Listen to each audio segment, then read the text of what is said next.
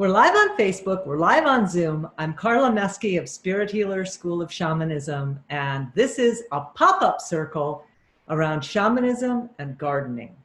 And today our special guest is Tara Ferguson. Tara is a master gardener. She's a master healer. She has graduated from my Spirit Healer School of Shamanism and is very accomplished as a shamanic healer. She's a really dear friend. Her mare lives in my backyard, and I have learned to depend on Tara for all things growing green. She has inspired me to grow my own vegetable garden, thank goodness, because now when we really need them. And given this whole COVID cooties thing, there is definitely a trend to people becoming self-dependent. There's definitely a trend to people wanting to grow their own food, grow it with spirit, with heart, with soul, with nourishment, and step away from the codependency that we have on things that are becoming more and more unsettling in our world. So for that reason, we are doing a 4-series pop-up series on gardening with spirit. Today is the first one with Tara. Our next one is on Wednesday with Lawrence Birch, whom you've seen before. He's the herbalist, and he'll be talking about herbs you can grow. The third one is next Friday, same time, with Jo Maldonado, and she's going to be showing you how to create space in your garden. And then the fourth one is with Me Mom Me, where I teach you a technique of gardening with spirit to grow your life. So thank you for coming. I really appreciate it. And I am going to turn this over to Tara. Thank you, Carla. Hello, everybody. I want to start. I picked some things out of my garden this morning that I just wanted to share with you. Just a few things. This beautiful carrot. Woo! I know, and these for the horses later, the tops. Whoa. And these beets, I've got these little beets going right now in the garden that are so delicious, roasted and chard, a couple different kinds of chard. I've got a lot of other things growing in the garden too, but these are some things I just picked this morning and thought I would share. And so I wanted to talk about not just growing vegetables and herbs. I grow a lot of herbs, teas, medicinally, and just because I enjoy them as well. But also how to partner with the spiritual beings on your land, in different parts of the earth whose energies you may want to harness as part of your experience on your land, and elementals and fairy world that we call in and hope will partner with us, because they don't always, but we invite them and we hope that they will. And if we show that we're earnest and that we're dedicated, then they almost always will come and support us. If we're trying to support the earth, then they support us back. They just usually want a little bit of, they want to see that we're actually doing our part first. So when I'll say, I've been gardening probably my whole life. My grandmother was a master gardener. My mother always had extensive gardens of fruit and vegetables when I was growing up. And even when I was in college and I didn't have anywhere to garden, I always had pots or somewhere or some part of campus that I, like peeked in on and had, secrets in there. That's just kind of part of who I am. And in the last 20 years, I've lived in 4 different homes where I had to start gardening from scratch, and in different situations financially where it was completely budget, or I had a little bit more, like I had no budget basically, or had a little bit more of a budget that I was working with. And so since we're talking about like 1982 in Carla's description of this, we're going to talk about how we can start gardens without needing a lot of materials or a lot of supplies. And I'm going to share some pictures in a second, but I wanted to start by saying a lot of people think that when you're going to start a garden space that you need to like plot it out, you need a written, drawn up plan, which is all fine and you can do that. I've done that before. But the first thing that you need to do is have an energetic focus of your garden. So where are you going to energetically ground the energies that you want to work with and call in the spirits that you want to work with, whether it's, you know, the fairies or the elementals, you invite them, ask them if they'll please work with you, and then call upon the spirits of the land. And if you're in earnest and you're showing up to protect the earth and work with the earth and learn from nature, then these spirits will always show up and support you. So in my garden, let's see, I have I chose for the energetic space somewhere in the back. It's not a focal point. It's not like something that I want people's eyes to draw to. That's like something else in my garden. It's the place where it's kind of tucked away. It's kind of hidden. It's where I can do offerings to spirit, where it's where I have special rocks that connect this, you know, my land with, there's a big rock from Bumblebee from a retreat of Carla's. It's where I've energetically grounded earth energies from other places that I've lived that have been really important to me. A place in Wales and places that I've spent time in Vermont. And so I will show you now. Let's see, share screen. Let's see. Here we Is it have working, Carla? Tara has shared screen. Yeah, we can see your iPhotos. All right, I'm gonna share this video to start.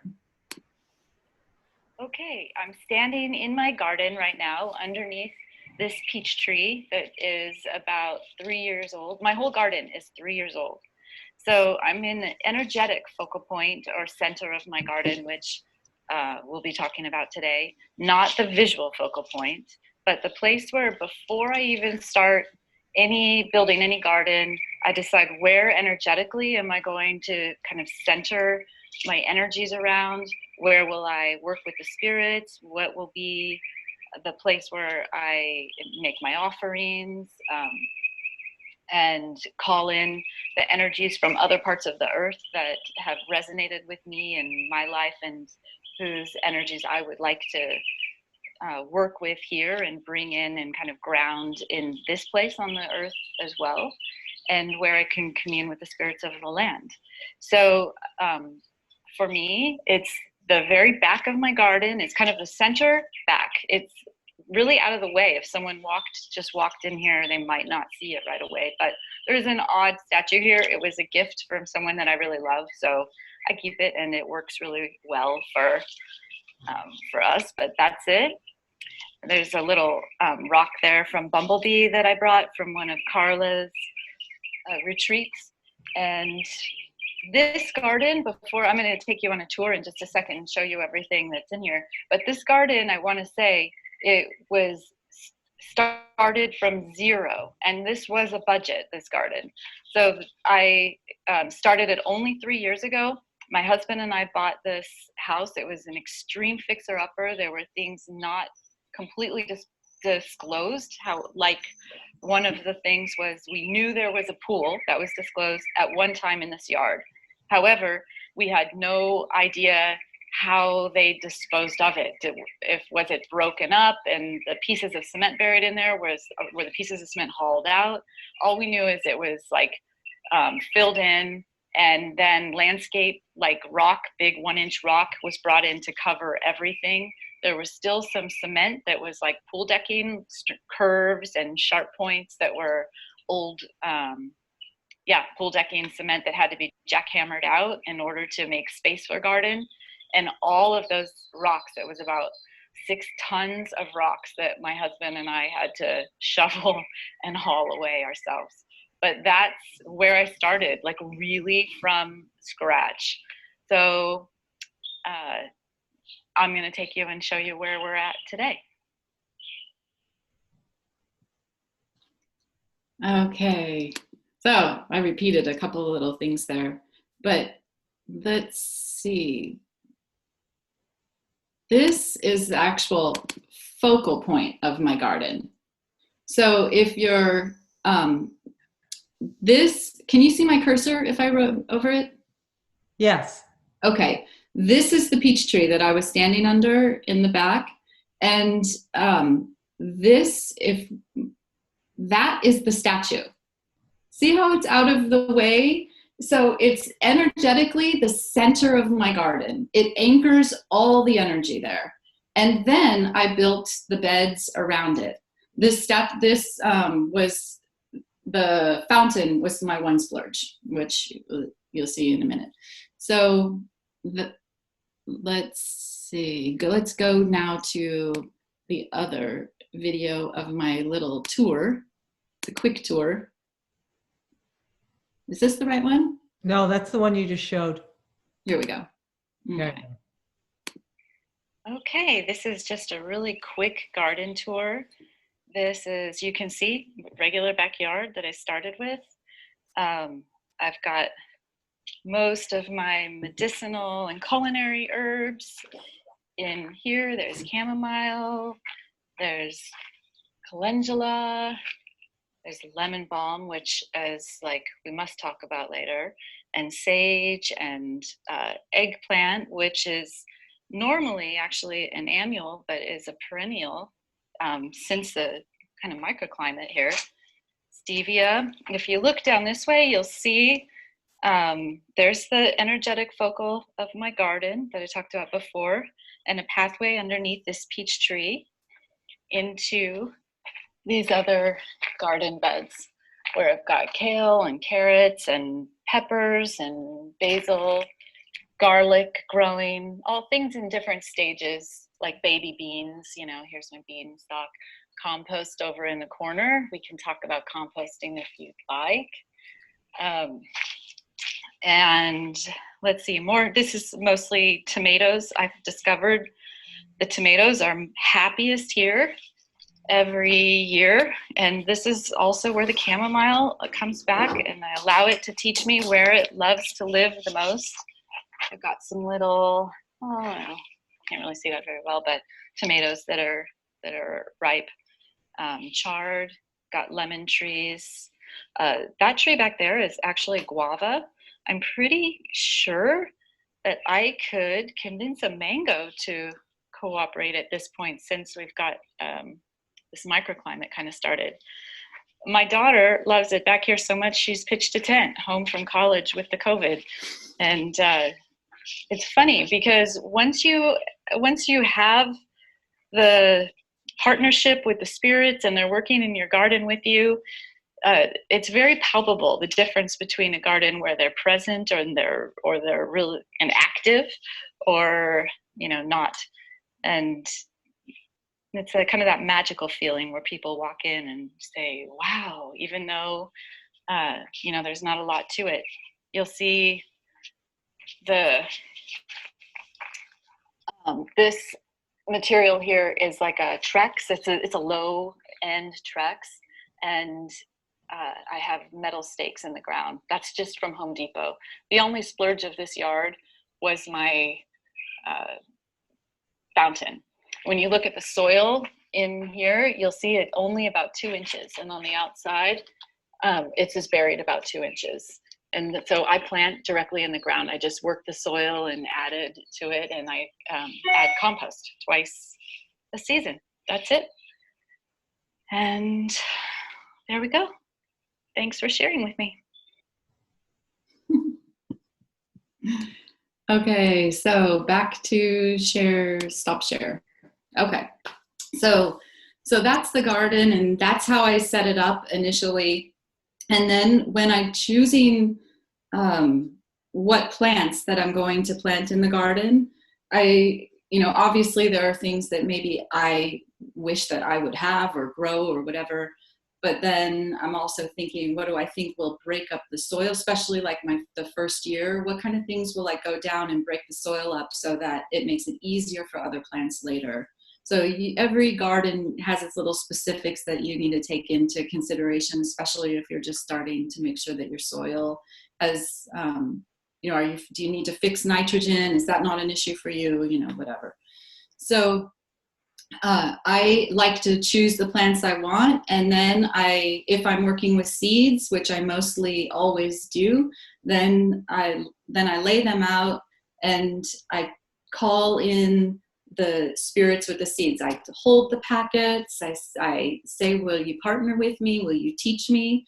And that's like a really important important aspect, is that instead of thinking that we need to dictate where everything needs to grow. That's great. You know, if this bed's good for my tomatoes, I'm going to put my basil with my tomatoes and whatever. That's fine if you have a plan that way.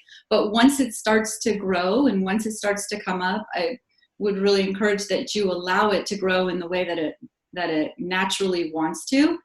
And if something, like now that I have a microclimate going, which I also think is because of the partnership with the spirits, things are living like all year long, when normally they would have died back in winter, for example, and now they're perennials. So they're teaching me, and they're spreading seeds, like where they want to grow, how they want to grow, and what makes them happy. And so I don't move them.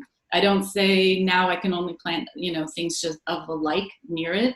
I just, as I allow nature, you kind of allow nature to take over, be in its most natural state, and then it seems that all kinds of little creatures, not just fairies, not just your elementals, but all sorts of little creatures start to show up for you. So remember, I had just dirt when I started, and now I'm going to show you all these little creatures that all of a sudden, let's see, where did they go? I wanted to show you, oh wait, that's not my garden.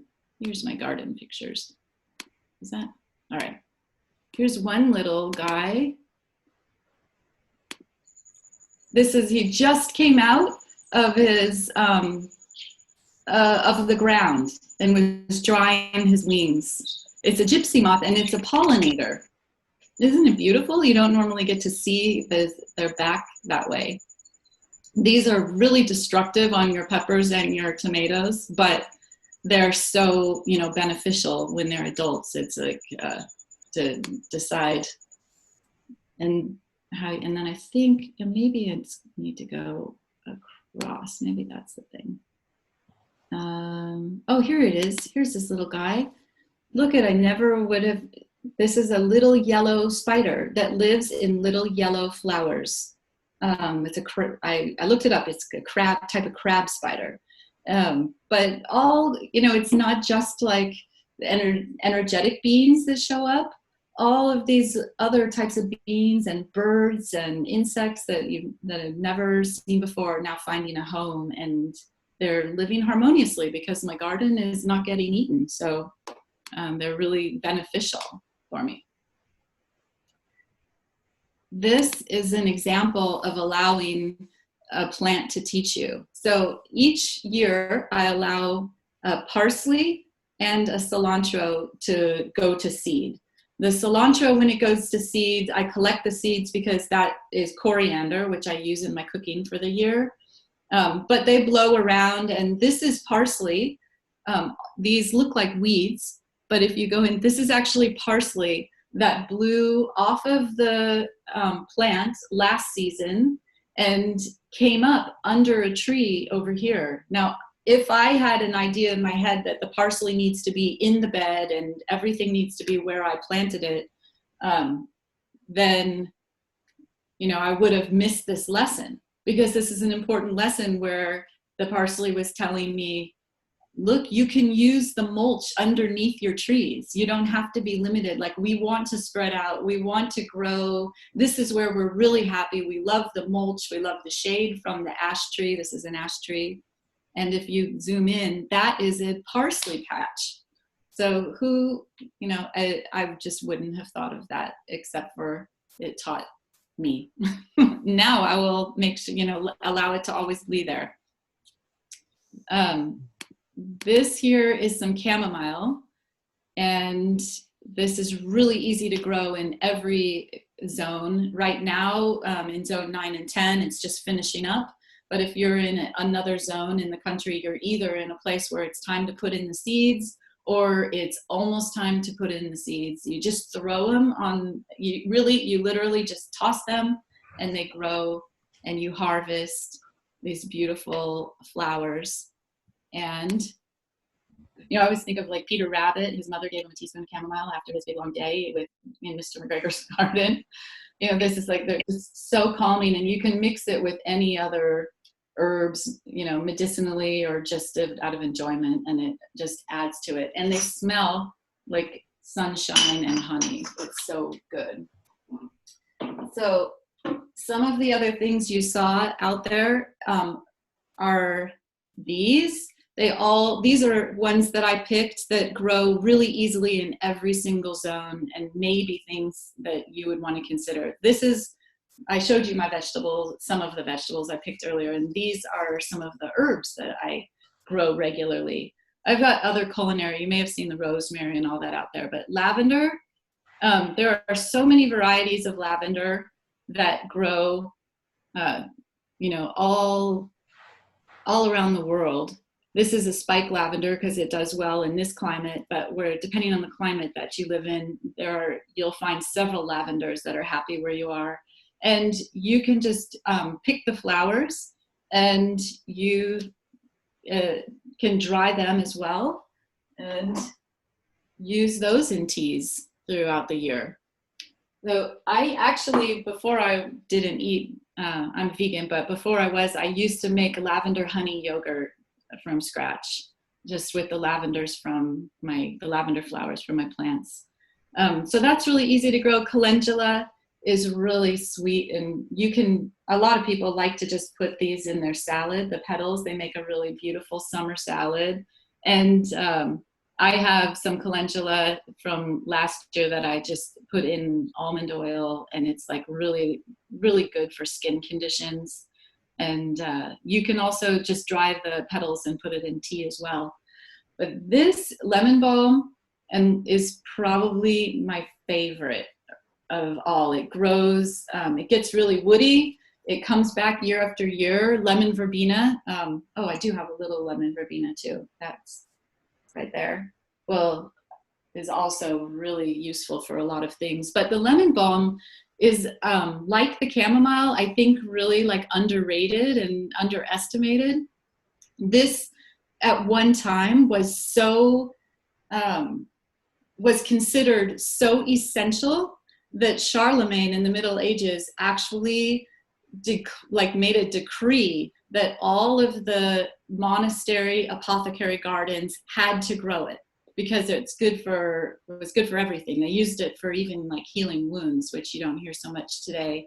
In ancient Greece, you find writings where they treated depression with it, but it's really also a good antiviral mix. It's good for digestive issues. It's good for anxiety. It's often mixed with like valerian and chamomile to help with sleeping. All these things are really good, because I'm sure we've all had some sleepless nights with the COVID worries.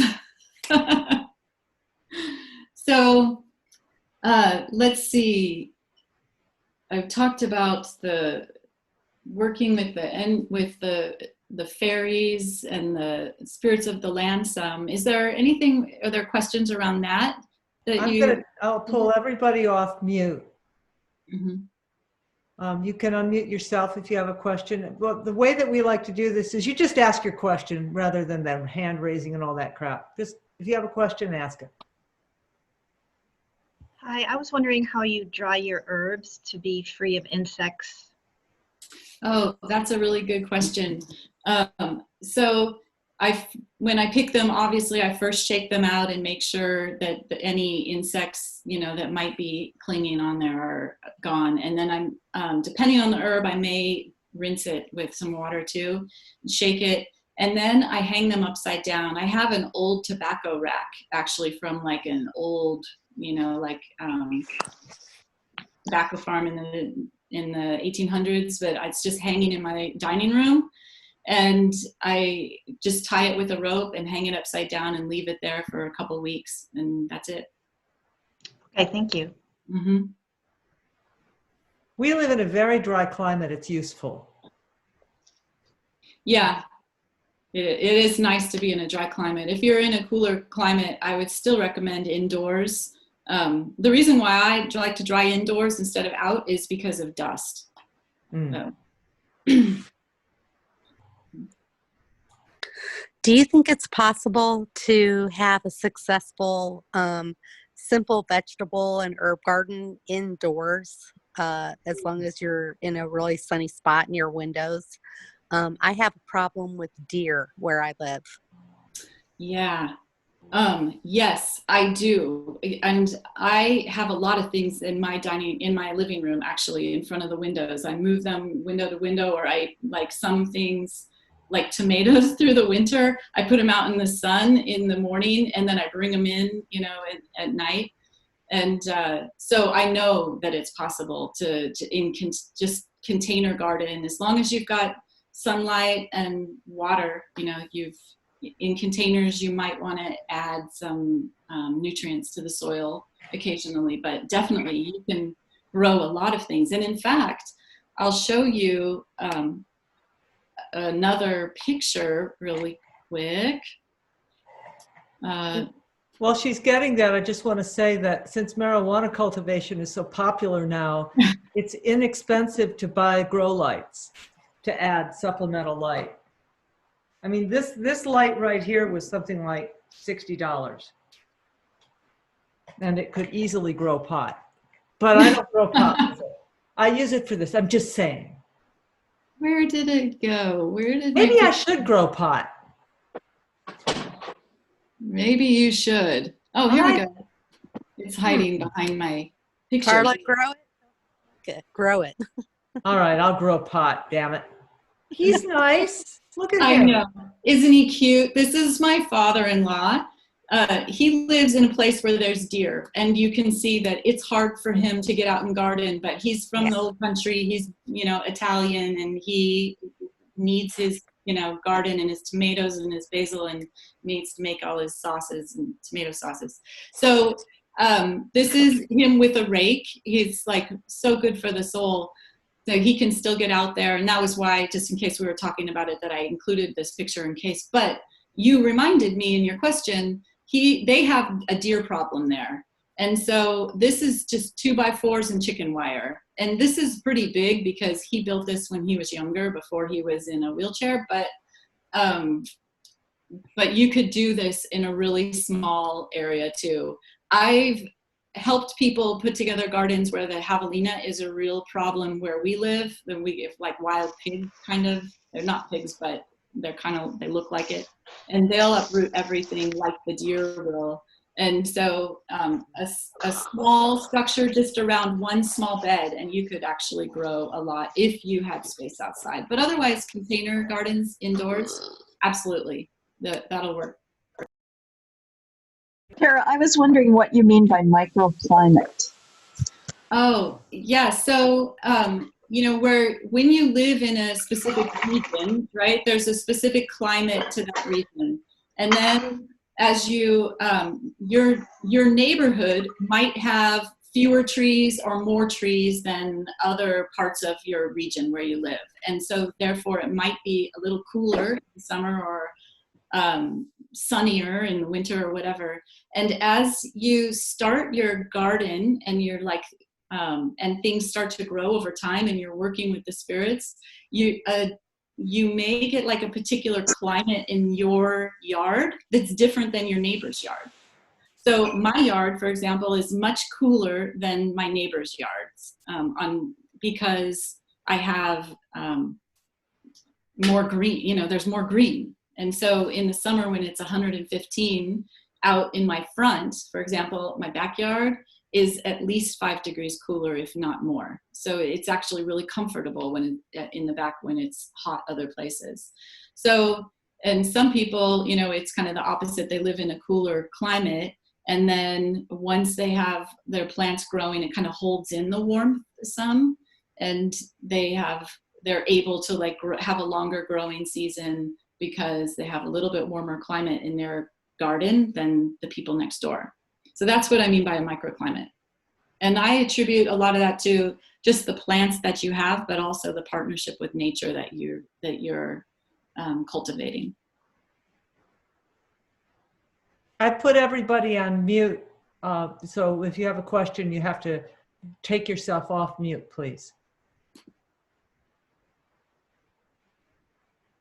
Tara, are you going to be leading us on a journey to meet our garden divas, or whatever your idea was? Or am I doing that? I think you're doing that. Yay, let's do that. Okay. So, question? Yes. Oh, Yes, great. Tara, what type of fertilizer do you use? Do you use just your compost? Or do you use like, I use a volcano type fertilizer, which is a natural fertilizer? That's great. That's great. I use something similar. I mean, most of my fertilizing comes from my compost, and then I will have like organic mixtures with bat guano and you know, things that I'll add to sometimes. But not very much. I really don't add very much. The compost enough for most of it. Okay, thank you. Mm-hmm. I have a big problem. My Zoom is unstable and my audio keeps breaking out. So I am not going to be successful in leading a journey, I don't think. You can hear me now? Yeah. Okay. Maybe it will work. I don't know why. I'm going to try switching cameras. There I am on a different camera. I'm going to get rid of this and maybe that will help. Just sort of changing it up a little bit. Can you still hear me? Yes. Okay, great. Let me grab a drum.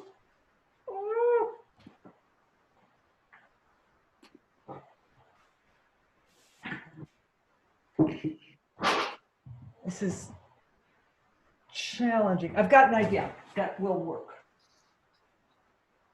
I can lead it if you'd like me to. I think my audio is not set up for drumming, though. It's probably not, and I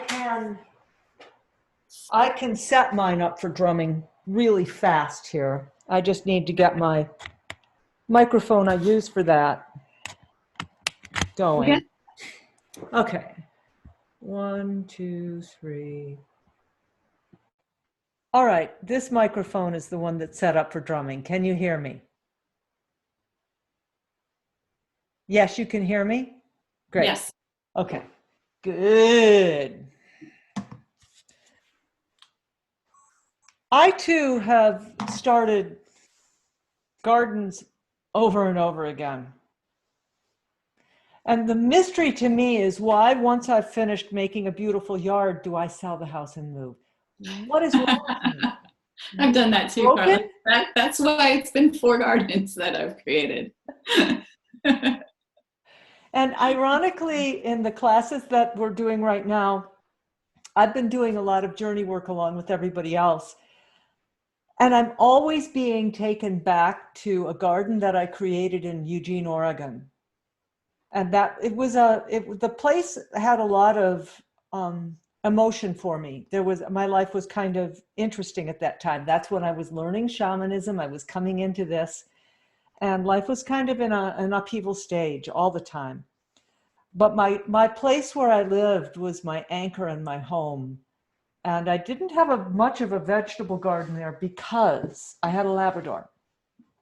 And every time he'd get mad at me, he'd go out and rip the garden up.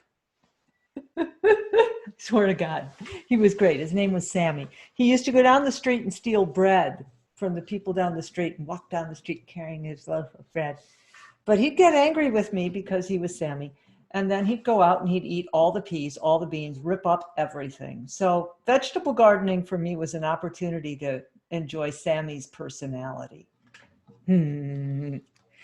Here I'm trying again. And in this new house, which I just started planting last May, because I moved in May 1st, I anchored the place out in my spiral in the backyard, and I did a second spiritual anchor in my front yard. So I've got a front yard and a backyard garden going. And I did a lot of journey work to the spirits of this land, and the Phoenix Circle, our sweet Phoenix Circle, came out, and we hung fetishes on all of the native trees to ask the spirits of this property to support us and to bring harmony to us and to give guidance to us as we grew this as a sacred retreat place and as just a nurturing place for my family.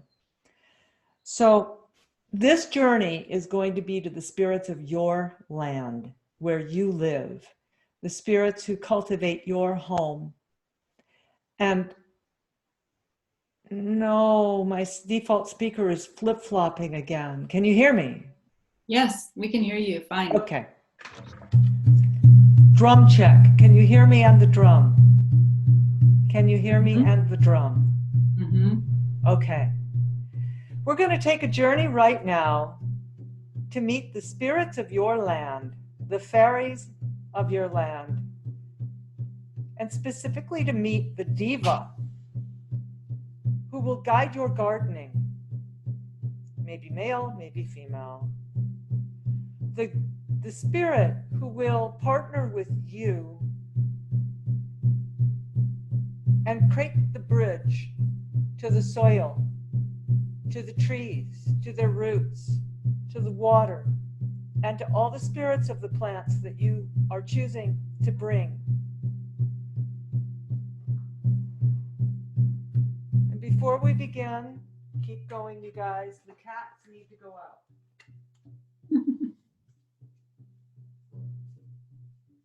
All right, they're fine. I thought I had trapped them. This is never a good idea. I call the spirits of the north, the power animals, the teachers, and the compassionate spirits of the north. I call the spirits of the east, of your land, of the place where you live, gateway to the sun, that you may feel where the gateway is to the east on your land. I call the spirits of the south, gateway of earth, that you may feel the gateway to the south on your land, your home. I call the spirits of the west, gateway of twilight, that you may feel the spirits there. And standing in the north, with the power of the stars at your back, I ask you to merge now with your most sacred spirit with whom you work most simply and easily. And ask them to join you. We call forward the spirits of this blessed land, those who protect us, love us, and nurture us.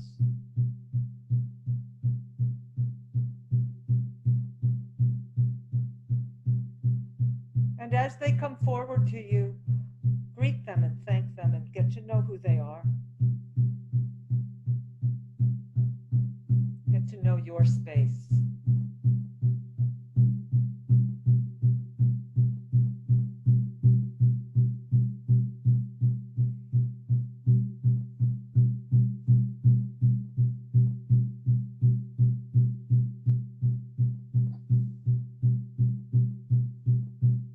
We ask to meet the diva, the spirit who will help us co-create the garden that we dream and that the spirits dream, that we co-create this together. Meet the spirit who will cross the bridge and join you to create your masterpiece.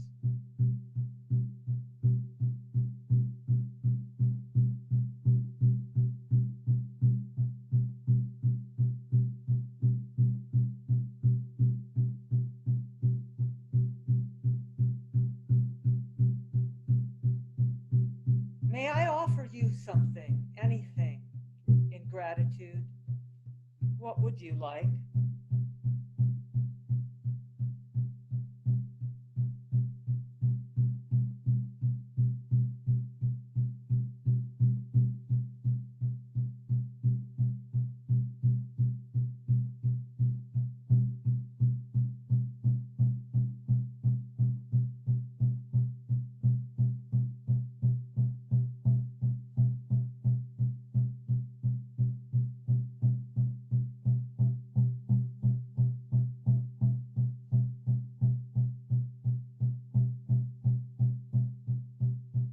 sweet one, help me now to envision what we can do together right now to bring food and nourishment out of the soil and into our home.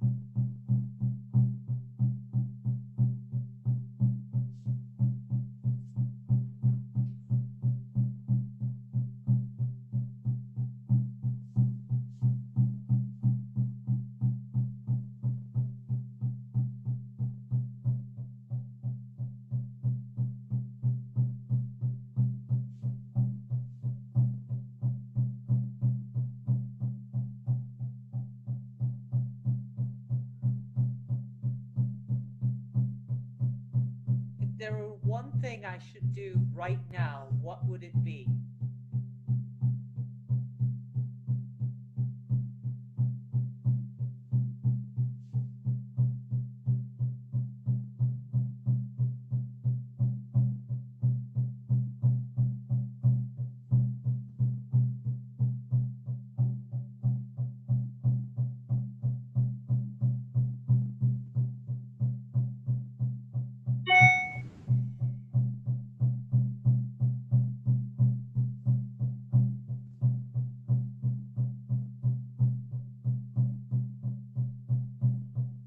Thank you, sacred ones. I will return, I promise. As above, so below, as within, so without. And we come now back to our bones.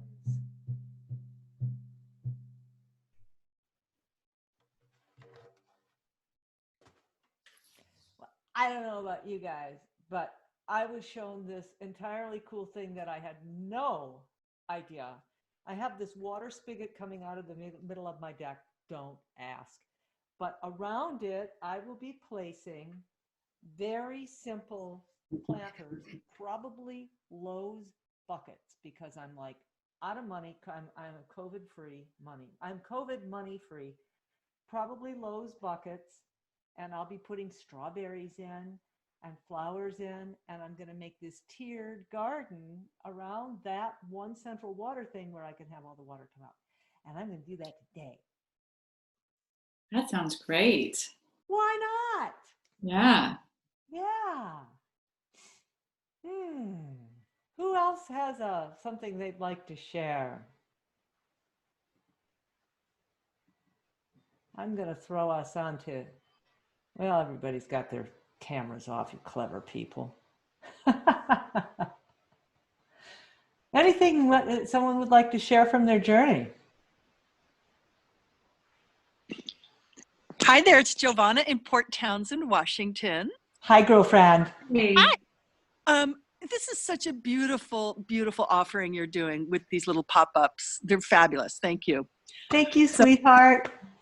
So I am living here in a slice of heaven, and on a rental property though, which my little cottage is next to the owner's house, and they're very wonderful and charming. And she has this garden, all this gardening she does with, deer fencing, and some is vegetables, mostly is flowers, etc. And I haven't felt moved to ask her about putting in a vegetable garden, even though everybody and their cow are putting in vegetable gardens. So I did a journey to the main divas of the land of this property here. And I don't have this urge like I have to, but I think, well, maybe. I went and met with the spirit diva of this land here and asked about it. And what I got from him was like, no, this is not your place to plant. Like no. And she's very kind and open, but there's a stewardshipness or something that I don't have. And then I was feeling a little disturbed, and I said, I asked then to be more information about that, and was taken to a different overseeing helper I've never met before. And they really showed me it's actually not in my, whatever you call it, configuration, essence, something like that, to actually keep tending a garden. I never have. I've never been good at it.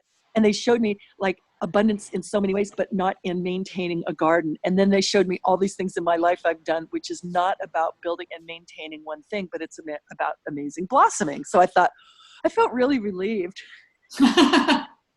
But then I went to an old office building I owned that was a 70-year-old place with this yard in the back and 70-year-old rose bushes and trees. And I loved it. And I did work with the fairies there, but I didn't have, it was pre-existing, and I felt sad about them. So I journeyed back to them saying, is it okay? I left. I needed to sell it. I left. I was kind of sad. And I miss you, because I don't know if anyone's tending them. And I said, is it okay? I left. And they all started laughing so hard, like just laughing their little fairy butts off. So it was really like, it's okay. It's okay. So this has been a great journey for me, because I appreciate everybody else's gardens, and I inspire other people to make gardens, and then I go eat. So anyway, thank you. Thank you, Giovanna. And Giovanna, you live in you're coming into the season in Port Townsend with so much abundance in your summers, and so many beautiful gardens that you can, appreciate, and farmers markets, and yes, and tons of independent organic farmers. Like that's their entire abundant lifestyle. So I can support them. I'll do my healing work and the stuff I do, and then they'll feed me. Right. So thank you. Oh, but I did ask, is there anything I can do to the spirit of this land here? And he said, absolutely yes. He goes, we would love it if you would sing. So that's the thing they want me to do, is start singing to the spirits of the land here, just in a way of honoring them versus I'm going to start working on the land, So definitely I will be doing singing to the spirits on this land here. Oh, that's a really beautiful insight. Thanks, sweetheart. Sarah Delaney has asked if she can share. Sarah, I have you off mute. No, I don't. You have to mute yourself. Very frustrating with the muting. Yes. Yeah. Hi. Okay. So I saw all sorts of different colored fairies, and they acknowledged. I saw them years ago. They're like, "Yep, that was us." In my old home's garden, and because I used to tell my kids when they were little that there was fairies growing in it. It was cottonwood trees, but the fairies were along there with them. So that was kind of fun. But they're like, "You need to get organized." So I need to organize my garage because I've got some really nice windows, and then eventually I think I'm going to be able to extend some wildflowers and the herbs outside, and they want me to share with the deer and the wild hares and the mice around here. And if I do that, they will help my veggies grow well, so that I can feed my family with like tomatoes and zucchini. And I'm excited. I need to order seeds, they said, online, because I don't want to go to Home Depot. Mm-hmm. I don't have a mask. And so basically I just need to get started. you. But it's cold here right now. I mean, I think it's going to get up to the 60s. I live in Central Oregon, so I think I'm in zone 6. Yeah, so you have, so next month is like really when you'll be putting things in the ground more. Okay, so I'm just needing to prepare and get organized right now. Thank you. I really love your garden. It's beautiful. Oh, thanks, Sarah. You know, if you're looking for seeds online, are you familiar with Baker Creek? No, Baker Creek. Yeah, they have heirloom seed varieties of all sorts of interesting things. Like, it's addictive once you know, their catalog is like highly sought after. It's really, really lovely. I think you'd have a lot of fun looking through their inventory. Baker Creek. Uh-huh. I want to speak for just a second. Something I didn't tell you about Tara is that she has just opened her own healing practice. She calls it Mystery Healing. It's at mysteryhealing.com. And I'll just summarize that. Tara had chronic illness that nobody could diagnose, and she fixed it through her shamanic practice, through her diet, and through her determination. And she's now as healthy as her horse, who's the most healthy horse on my property. And yeah, right. Woo! And a lot of it was eating my things that I grew myself, just eating life force, right? Surrounding myself with life force, you know, with my garden, and actually taking in life force into my body. So if you or someone you know has chronic illness and is willing to make a commitment to heal themselves, Tara is a guide for that. And she will do sessions, but her mission is to do consultations, a long-term growth consultation where a person can understand the mystery behind their illness and turn it into, instead of an anchor, turn it into a buoy to lift themselves up and back into the light. I came up with that slogan. Thank you, Carla. That's really beautiful description. You're so good at that. I know, because Giovanna and I have background in that, in marketing and that kind of thing. Yes, we do. Harmony says to everyone, Giovanna, I was also guided not to garden. They told me I do too much. I need to rest, and I could trust the supply chain. I'm down with that. And to sing. Mm-hmm. Yeah. And sing too. That's really beautiful. And you know, that's interesting because when I plant, I always sing to, you know, to the plant as I'm putting it in the ground. And when I harvest, I always sing a thanks when I begin my harvest. Except for chamomile, I sing the whole time. I don't know why I have a song, but that seems to be really important to them. Yeah. I'm trying to put your website in to everyone and a text to everyone. It's mysteryhealing.com. Randy Lee, that's funny. No one asked you to sing. I just don't know how to do this. Okay, everyone, there we go. Done. Mysteryhealing.com. Any more questions or comments? We're almost at the top of our magic hour. I have a question. Well, actually, I just want to say thank you. This is Sabina. I show up as Charlie. I have no idea why. We love you. Thank you so much for your wonderful pictures and the ideas. I now know where to plant my carrots, which is not a place I would have ever thought of. And also, I was told that I need to plant catnip for my outdoor cat, and I know exactly where to plant them. Oh, great. So that really came out of nowhere. So thank you for all your inspiration. And Tara, I'm very happy to hear that you found a way of healing yourself. It's quite amazing. Thank you. Thank you. Thank you. That's really magical. That's going to be fun to see your cat enjoying the catnip. Yeah, we want pictures. We want pictures and videos. Sabina. I will send that once I have it. Yes, I will. Thank you. Sabina lives in north central Florida in the Orlando area. Oh, okay. Oh, she's over by me. Yeah, who said that. Yeah. Yeah, I wanted to make a comment. I got one was during, I have a huge rose quartz in my garden that I had put under my camphor tree. And I was told to move it to the north side of the house instead of where, because right now it's on the east-south side of the house. Hey, that's not. Sorry about that. And I have different. Megan. You got dogs. Yeah. Dogs. I got dogs. I got a cat too. Oh, I planted catmint outside. Catmint, not catnip. It's catmint. And the wild cats love it. The feral cats will come in my yard and they kind of cremate it. Johnny. And I also put stones. I have stones in my garden and the four corners of my property, and asked the earth people to guard our property. So, yeah, but it was interesting that I was told to move my rose quartz. That's all I have to share. I live in Orlando. Well, I live actually in Sanford, which is probably about 30 minutes north of Orlando.